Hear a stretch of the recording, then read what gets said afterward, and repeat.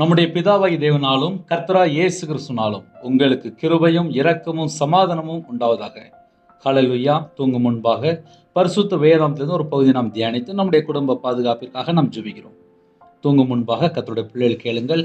Amos 3ஆம் அதிகாரம் 10-11 ஆகிய வசனங்களிலே, அவர்கள் செம்மையானதை செய்ய அறியாமல் தங்கள் அரண்மனைகளில் கொடுமையையும் கொள்ளையையும் குவித்துக் கொள்கிறார்கள் என்று கர்த்தர் சொல்கிறார். ஆகையால் சத்துரு வந்து தேசத்தை சூழ்ந்து கொண்டு உன் பலத்தை உன்னிலிருந்து அற்றுப்போக பண்ணுவான். அப்பொழுது உன் அரண்மனைகள் கொள்ளையிடப்படும் என்று கர்த்தராகிய ஆண்டவர் சொல்கிறார். ஹல்லேலூயா. கிறிஸ்துவில் பிரியமானவர்களே, செம்மையானதை செய்ய அறியாமல், நல்லதை செய்ய அறியாமல், நல்லதை செய்ய அறியாமல், செம்மையானதை செய்ய அறியாமல் தங்கள் அரண்மனைகளில் தங்கள் வீடுகளில் கொடுமையையும் கொள்ளையையும் குவித்து கொள்கிறார்கள். ஒருவேளை இந்த இரவு நேரத்திலே, பிரதர், எங்களுடைய வாழ்க்கையில் உள்ள எல்லாத்தையும் ஒரு குடும்பம் ஏமாத்திட்டாங்க, நாங்கள் இன்னைக்கு ஏமாந்த நிலைமையில இருக்கிறோம், எங்களுடைய பணம், எங்களுடைய நகை, எங்களுடைய சொத்து எல்லாத்தையும் ஏமாத்திட்டாங்க ஒரு குடும்பம், நாங்கள் இழந்து போய் நிற்கிறோம் அப்படின்னு சொல்லி ஒருவேளை யாராக இருந்தால் இந்த செய்தியை கொஞ்சம் கவனிங்க. அவர்கள் செம்மையானதை செய்ய அறியாமல் தங்கள் அரண்மனைகளில் கொடுமையையும் கொள்ளையையும் குவித்து கொள்கிறார்கள். களவாண்டு சேர்க்கிறது, கொள்ளையடித்து சேர்க்கிறது, அடுத்தவங்க வீட்டில் உள்ள பொருள் ஃபுல்லாக அபகரிக்கிறது, இடத்தை ஃபுல்லாக ஏமாற்றி எழுதி வாங்கிறது, பொருள் சம்பாதிக்கிறதுக்காக அநேக பொய்கள் சொல்கிறது. இப்படி நம்ம நிறைய சொல்லலாம். இன்னுமாக நிறைய காரியம் இருக்குது. லஞ்சம் வாங்கிறது, எங்கே பார்த்தாலும் கர்த்தருக்கு பிரியம் இல்லாத ஒரு வாழ்க்கை. ஆனால் வீட்டுக்குள்ளே வரும்போது தங்கள் அரண்மனைகளில் கொடுமையையும் கொள்ளையையும் குவித்து கொள்கிறார்கள். கொள்ளையடித்து சம்பாதிச்ச ஃபுல்லாக எங்கே கொண்டு வந்தாங்கன்னா வீட்டுக்கு தான் கொண்டு வராங்க. கொடுமையையும் கொள்ளையையும் எப்படிலாம் சம்பாதிக்கிறாங்களோ அதை ஃபுல்லாக வீட்டுக்குள்ளே கொண்டு வராங்க. ஆகையால் சத்துரு வந்து தேசத்தை சூழ்ந்து கொண்டு, இப்போ சில குடும்பத்தில் நைட் நேரத்தில் எனக்கு கெட்ட சொப்பனம் வருது அப்படிம்பாங்க. நான் தூங்கும்போது நான் வலு சர்ப்பத்தை பார்த்தேன், நான் அசுத்தத்தை பார்த்தேன், அருவருப்பை பார்த்தேன், நிறைய காரியங்கள் சொல்லுவாங்க. ஆனால் அந்த வீட்டில் போய் பார்த்தால் கர்த்தருக்கு பிரியம் இல்லாமல் ஏதாவது ஒரு காரியம் இருக்கா அப்படின்னு சொல்லி முதல்ல யோசித்து பார்க்கணும். சத்ரு வந்து தேசத்தை சூழ்ந்து கொண்டு, நைட்டு படுத்து தூங்குறோம், நம்ம வீடு முழுதும் தேவனுடைய பாதுகாப்பு தான் இருக்கணும். சத்ரு வந்து தேசத்தை சூழ்ந்து கொண்டு, அது என்னன்னு சொல்லி கொஞ்சம் யோசிக்கணும். உன் பலத்தை உன்னிலிருந்து அற்று போக பண்ணுவான். அப்பொழுது உன் அரண்மனைகள் கொள்ளையிடப்படும். இந்த வசனத்தை வாசிக்கும் போது எனக்கு ஒரே ஒரு காரியம் ஞாபகத்துக்கு வருது. நம்ம வீட்டுக்கு மேல சத்துரு வந்தாச்சு அப்படின்னா, சூழ்ந்து கொண்டு உன் பலத்தை உன்னிலிருந்து அற்று போக பண்ணுவான். கர்த்தருக்கு பிரியமில்லாத ஒரு வாழ்க்கை இருக்குமானால், அந்த வீட்டிலே சத்துரு வரும்போது, அந்த வீட்டுக்கு மேல சத்துரு வரும்போது, ஆகையால் சத்துரு வந்து தேசத்தை சூழ்ந்து கொண்டு உன் பலத்தை உன்னிலிருந்து அற்று போக பண்ணுவான். அப்பொழுது உன் அரண்மனைகள் கொள்ளையிடப்படும். வீட்டில் என்னெல்லாம் சேர்த்து வச்சிருக்கிறோமோ எல்லாமே மறுபடியும் காணாமல் போயிடும். இதுக்கு உண்மையாக கொஞ்சமாக சம்பாதிச்சாலே போதும். சில வீட்டிலலாம் வேலை செஞ்சு ரொம்ப கஷ்டப்பட்டு வீட்டுக்கு வருவாங்க. ஆனால் வீட்டில் பார்த்தா கடன் இருக்கும், நிம்மதியே இருக்காது. 12 லட்சம் கடன், 4 லட்சம் கடன், 2 லட்சம் கடன் சொல்லி புலம்பிட்டு இருப்பாங்க. ஆனால் ராத்திரி படுத்தா நிம்மதியாக தூங்கிடுவாங்க. அடுத்த நாள் பார்த்தா வேலை செய்ய போயிடுவாங்க. ஆனால் கடன் மட்டும் இருக்கும். காலையிலேருந்து ராத்திரி வரைக்கும் கண்டினியூவாக ஒவ்வொரு நாளும் வேலை பார்த்துட்டு இருப்பாங்க. ஆனால் கொள்ளையடித்து சம்பாதிச்சால், கொடுமையாக சம்பாதிச்சால், அதெல்லாம் வீட்டுக்குள்ளே கொண்டு வரும்போது அந்த வீட்டுக்கு மேலே சத்ரு வாரானா. சத்ரு வந்தால் அந்த வீடை முழு சுற்றிட்டு இருப்பான். உன் பலத்தை உன்னிலிருந்து அற்று போக பண்ணுவான். ஒரு மனுஷனுடைய பலம் என்னது? நம்ம கூட கர்த்தர் இருந்தால் தான் பலன். ஆனா சத்ரு வரும்போது பலன்லாம் காணாம போயிருது. உன் பலத்தை உன்னிலிருந்து அற்று போக பண்ணுவான். நமக்குள்ள என்ன பலன் இருக்கோ அந்த பலன் காணாம போயிரும். அப்பொழுது உன் அரண்மனைகள் கொள்ளையிடப்படும். முதல்ல நம்மளையும் கை வைக்கிறான், ரெண்டாவது நம்ம வீட்டில் இருக்கிற எல்லாத்தையும் கொண்டு போயிருதான். இதுக்கு காரணம் என்னன்னு சொல்லி பார்க்கும்போது, அவர்கள் செம்மையானதை செய்ய அறியாமல். நல்ல செயல்கள் இருக்குமானால், நேர்மையான வழியில சம்பாதித்தால், நேர்மையான வழியில உழைத்தால், அதுல எந்த ஒரு தேவையில்லாத காரியமும் இருக்காது. நம்ம வீட்டில் சம்பாதிச்சுட்டு வரக்கூடிய அந்த சொத்து, அந்த பணம், இது எல்லாமே நேர்மையா சம்பாதிச்சதா, உண்மையா சம்பாதிச்சதா? காலையில் தூங்கி எந்திரிச்சோன்னே பொய் பேச ஆரம்பிச்சிருந்தாங்க. காலையிலேருந்து ராத்திரி வரையும் நல்ல இஷ்டம் போல பொய் பேசுறாங்க. அப்புறம் வீட்டில் வந்துட்டு கையில் செல்போன் எடுப்பாங்க. அப்புறம் நைட் நேரத்தில் தான் ஒரு சின்ன ஜெபம் கேட்கலாமா அப்படின்னு சொல்லி ஞாபகத்துக்கு வரும். ஆனால் பகல் நேரம் வாழ்ந்த வாழ்க்கை ஃபுல்லாக கர்த்தருக்கு பிரியமில்லாத ஒரு வாழ்க்கையா இருக்கும். அவர்கள் செம்மையானதை செய்ய அறியாமல். ஒரு மனுஷன் செம்மையா வாழ்ந்தால் அவனுடைய ஜெபத்துக்கு எப்போதுமே பதில் வரும். இஷ்டம் போல வாழ்ந்துட்டு அப்புறம் எனக்கு நிம்மதியே இல்லைன்னு சொல்லி புலம்பிட்டு இருப்பாங்க. அதனால இந்த நேரத்தில் இப்பொழுது யாரெல்லாம் இந்த செய்தி கேட்குறீங்களோ, நம்ம என்ன தெரியுமா யோசித்து பார்க்கணும். நம்ம வீட்டில் இருக்கிறது ஃபுல்லா தேவன் நமக்கு தந்ததா, நம்ம உழைச்சி வாங்கினதா, நேர்மையா சம்பாதிச்சதா? அப்படி வீட்டில் இருக்கிற ஒவ்வொரு பொருள்கள் எல்லாமே செக் பண்ணி பார்க்கணும். ஒரு 2 வருஷம் முன்பாக என்னோட வாழ்க்கையிலே, 2 வருஷம் இல்லை, ஒரு 3 வருஷம் இருக்கும். 3 வருஷம் முன்பாக வீட்டில் தேவையில்லாத அநேக காரியங்களை கழிச்சேன். வீட்டில் ஏகப்பட்ட பொருள் எல்லாத்தையும் கழிச்சு அதை எங்கெங்க கொடுக்கணுமோ அங்கே கொடுத்தாச்சு. காரணம் என்னன்னு சொல்லி பார்க்கும்போது, தேவன் எங்க வீட்டுக்குள்ளே எதெல்லாம் தாராரோ அது தேவன் எங்களுக்கு தந்ததா இருக்கணும்.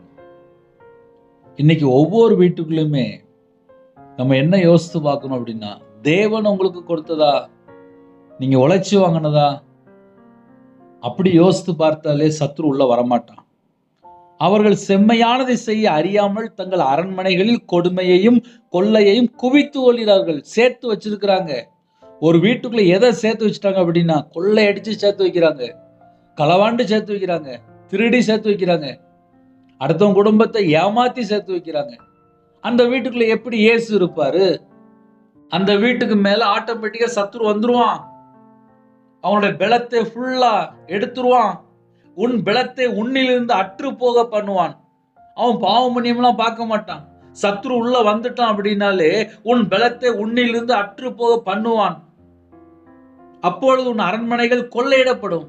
வீட்டுல என்னெல்லாம் சேர்த்து வச்சிருக்கிறோமோ அது எல்லாமே டோட்டலா வெளியில போயிடும். காரணம் என்ன? அந்த வீட்டுல உழைச்சி சம்பாதித்தால் தேவன் கூட இருப்பார். இன்னைக்கு நிறைய வீட்டுல அப்படி இல்லை. செம்மையாய் ஒரு மனுஷன் வாழ்ந்தால் அந்த இடத்துக்குள்ள கர்த்தர் இருப்பார். இந்த இரவு நேரத்தில் யாரெல்லாம் செய்தி கேட்டீங்களோ, நம்மளுடைய வருமானமா இருக்கலாம், நம்ம வீட்டில் இருக்கிற பொருள்களா இருக்கலாம், குடும்பத்தில் எல்லாரும் சரி, நேர்மையா இருக்கிறோமா, உண்மையா இருக்கிறோமா, செம்மையா இருக்கிறோமா? நம்ம எப்படி சம்பாதிக்கிறோம், எப்படி வீட்டுக்குள்ள பொருள் வருது? 50 லட்ச ரூபா வீட்டில் வந்துச்சு அப்படின்னா அதுல 10 லட்சம் லஞ்சமா அப்படின்னு சொல்லி யோசித்து பார்க்கணும். 50 லட்சம் உழைச்சது தானா? 50 லட்சத்துக்கு எல்லாமே கரெக்டா இருக்கா? ஒரு லட்ச ரூபா வந்திருக்கு வீட்டுக்கு, அந்த 1 லட்ச ரூபா எப்படி வந்துச்சு? ஒரு 5 லட்ச ரூபா வந்துச்சு, அது எப்படி வந்துச்சு? இன்னைக்கு எங்க பார்த்தாலும் பண விஷயத்துல பொய் தான் பேசுறாங்க, உண்மையே பேச மாட்டுக்காங்க. நானும் எத்தனையோ பேரை பார்த்துட்டேன். எங்க பார்த்தாலும் வாயை திறந்தாலே பொய் பேசுறாங்க. இயேசு எப்படி அந்த வீட்டுக்குள்ள இருப்பார்? செம்மையானதை செய்ய அறியாமல்.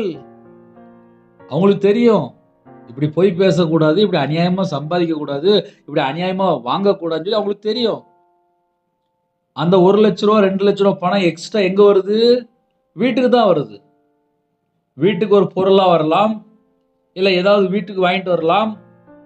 தங்கள் அரண்மனைகளில் கொடுமையையும் கொள்ளையும் குவித்து கொள்கிறார்கள் என்று கர்த்தர் சொல்கிறார். இது ஒரு மனுஷன் சொன்னது கிடையாது. ஆகையால் சத்துரு வந்து தேசத்தை சூழ்ந்து கொண்டு உன் பலத்தை உன்னிலிருந்து அற்று போக பண்ணுவான். அப்பொழுது உன் அரண்மனைகள் கொள்ளையிடப்படும் என்று கர்த்தராகிய ஆண்டவர் சொல்கிறார். ஹல்லேலூயா. அதனால இந்த இரவு நேரத்தில் இந்த 2 வசனத்தை தியானிக்கும் போது கர்த்தரை விட்டு தள்ளி போன காரியங்கள் ஏதாவது இருந்துச்சு அப்படின்னா இன்னைக்கு ராத்திரி தேவனுடைய சமூகத்தில் மனம் திரும்புங்க. ஒருவேளை வீட்டில் ஏதாவது கர்த்தர் பிரியம் இல்லாத பொருள் வீட்டில் இருக்கு அப்படின்னா அது யார்கிட்ட வாங்கினதோ அங்கே கொண்டு போய் கொடுத்துருங்க.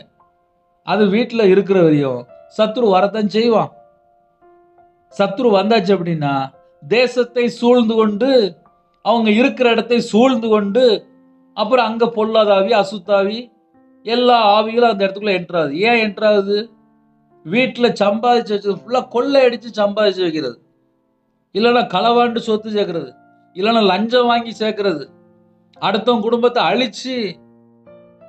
நிறைய வீட்டில் இதான்ப்பா நடக்கு. ஞாயிற்றுக்கிழமை நம்ம சர்ச்சுக்கு போயிடலாம், ஆனால் வாழ்க்கையில நிறையவருடைய வாழ்க்கையில உண்மை இல்லை. வாயை திறந்தா இஷ்டம் போல போய். அப்படிப்பட்ட வீட்டில் தேவன் எப்படி வாசம் பண்ணுவார்? சத்துரு வந்து, ஏன் சத்துரு வந்தான்? பிசாசுக்கு இடம் கொடுத்தாங்க, அவன் உள்ள என்ட்ரு ஆகிறான். பிசாசுக்கு இடம் கொடுத்தா பிசாசு உள்ள வரத்தான் செய்வான். அவன் வந்துட்டான் அப்படின்னாலே எல்லாத்தையும் களவாண்டு போயிடுவான். திருடன் திருடவும் கொல்லவும் அழிக்கவும் வருகிறான் அன்றி வேற ஒன்றுக்கும் வரான். அவன் வந்தா களவாண்டு யாரெல்லாம் சொத்து சேர்த்து வச்சிருக்காங்களோ, லஞ்சம் வாங்கி இஷ்டம் போல யாரெல்லாம் சொத்து சேர்த்து வச்சிருக்காங்களோ அது எல்லாம் வெளியில போயிடும்.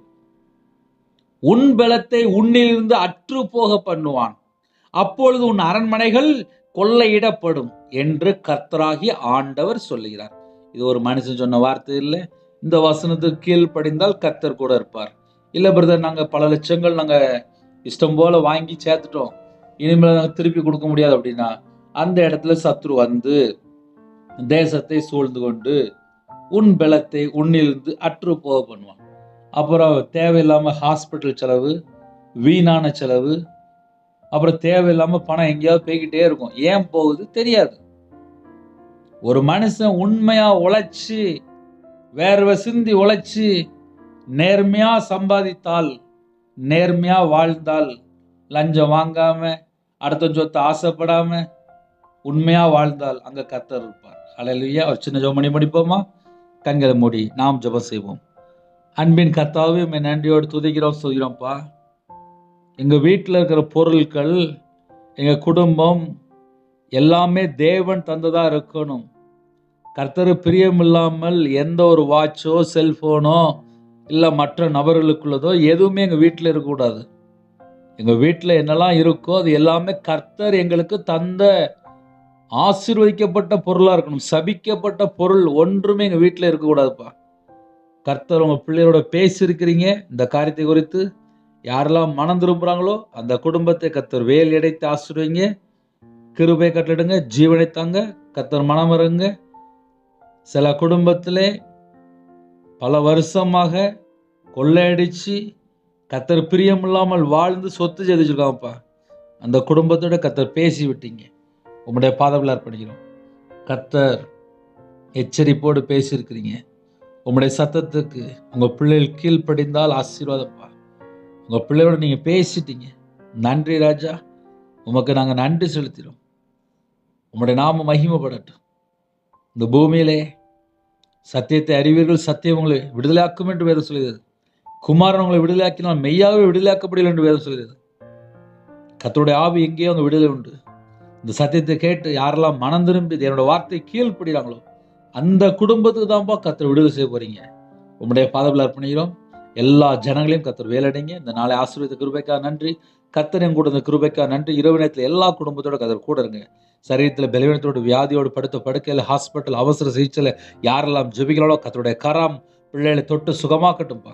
எல்லா பலவீனத்திலும் நீக்கி சுகம், பலன், ஆரோக்கியம், தீர்காயுசு தாங்கப்பா. நைட்டு ஷிஃப்ட்டில் வேலை பார்க்குறாங்க, நைட் நேரத்தில் ட்ராவலிங் இருக்காங்க, ட்ரெயினில் போகிறாங்க, பஸ்ஸில் போகிறாங்க, காரில் போகிறாங்க, ஃப்ளைட்டில் போகிறாங்க, எல்லாருக்கும் கர்த்தருடைய கிருபை வேணும்ப்பா. கர்த்தருடைய பாதுகாப்பு வேணும்ப்பா. குறைகள் குற்றங்கள் எல்லாவற்றையும் கர்த்தர் மன்னித்து பரிபூர்ணமாக ஆசீர்வதிங்க ராஜா. உங்கள் நாம மட்டுமே விட்டுட்டுப்பா. அப்புரோஜனமான ஊழியக்காரப்பா. கற்பத்துங்க ஜெபிலாம் கர்த்தர் மனம் வருங்க. மாசமாக இருக்க கர்த்தர் ஆசீர்வதிங்க. கர்த்தரை விட்டு தள்ளி போன பாவத்தை எல்லாவற்றையும் மன்னித்து கர்த்தர் மறுபடியும் பிள்ளைகளை மீட்டெடுங்க. யாரெல்லாம் மனம் திரும்புகிறாங்களோ அந்த குடும்பத்தை கர்த்தர் மன்னித்து மறுபடியும் ஆசீர்வதிங்க. எல்லா தேச ஜனங்களையும் கர்த்தர் பொறுப்படுத்துங்க. படிக்கிற பிள்ளைகளை விசேஷமா ஆசீர்வதிங்க. நைட் ஷிஃப்ட்ல இருக்காங்க, அந்த பிள்ளைகளுக்கு சகலமான பாதுகாப்பு தாங்க. யாரெல்லாம் தங்களை தாழ்த்துவாங்களோ அந்த குடும்பத்தில் உள்ள எல்லா உபத்திரத்தெல்லாம் பிரச்சனையெல்லாம் கர்த்தர் மாற்றித்தாங்க. உங்க நாம மட்டுமே விடட்டும். உங்களுடைய கருத்துல தாழ்த்தி விட்டுடும். துதி கன மகிமை எல்லாம் கர்த்தரா இயேசு கிறிஸ்து ராஜா ஒருவருக்கே செலுத்திடும். இயேசு கிறிஸ்து பிதாவே ஆமென். தேவனுக்கே மகிமையுண்டதாக. கர்த்தர் தாமே உங்களை உங்கள் குடும்பத்தின் சகல காத்தும் சம்பூர்ணமா திருப்தியாக கர்த்தர் கொடுத்த ஆசீர்வதிப்பாராக. ஆமென். கர்த்தரா இயேசு கிருபையும் பிதாவாகிய அன்பும் பரிசுத்தனுடைய ஐக்கியமும் இப்பொழுதும் எப்பொழுதும் சதா காலங்களிலும் நம்மளோட கொடுப்பதாக. ஆமென். கிறிஸ்துவில் பிரியமானவர்களே, 9442504351 என்ற நம்பர் உண்டால் நாங்கள் உங்களுக்காக கொடுப்பதாக ஜெபிப்போம். God bless you. Thanks for watching. Please subscribe our channel. Click the like and share. Click the bell. God bless you.